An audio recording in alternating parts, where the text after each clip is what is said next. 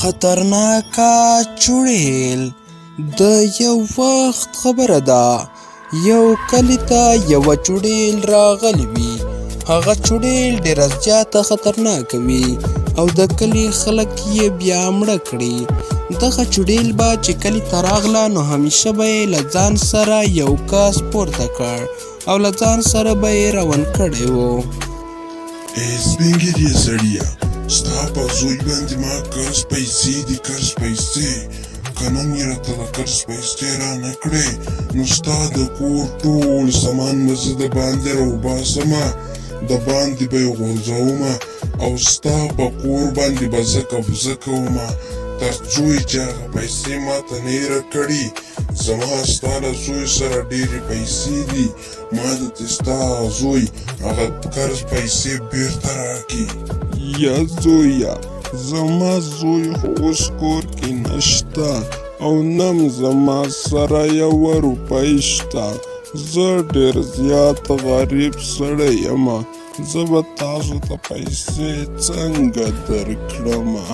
او بله خبره، زما زوی د خلکو نه څومره پیسې راخیستې دي او د چا نه یې دا پیسې راخیستې دي چې خلک زما کوڅې ته راځي وایي چې موږ ستا له زوی سره پیسې دي.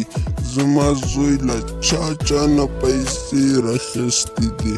دومره زیات خلک دلته راځي وایي ستا زوی سره زموږ پیسې دي.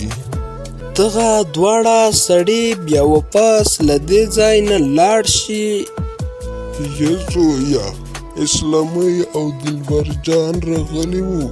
هغوی ویل چې موږ ستا له زوی سره پیسې دي، که هغوی موږ ته خپلې پیسې رانه کړي نو موږ به ستاسو له کور څخه ټول سامان د باندې راوباسو او ستاسو په کور باندې به قبضه کوو.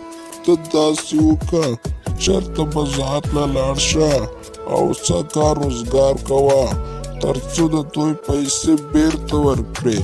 دوی خو ډېر بل ډول خلک دي. هغوی ویل چې موږ به ستاسو په کور باندې قبضه کوو، قبضه. بابا جانه داسې خبره نه ده، زه به سبا له ځمه کار له او بلته به کار کوم په ښار کې او د دوی کومې پیسې چې په ما باندې دي هغه ټولې پیسې به دوی ته بیرته واپس کړمه.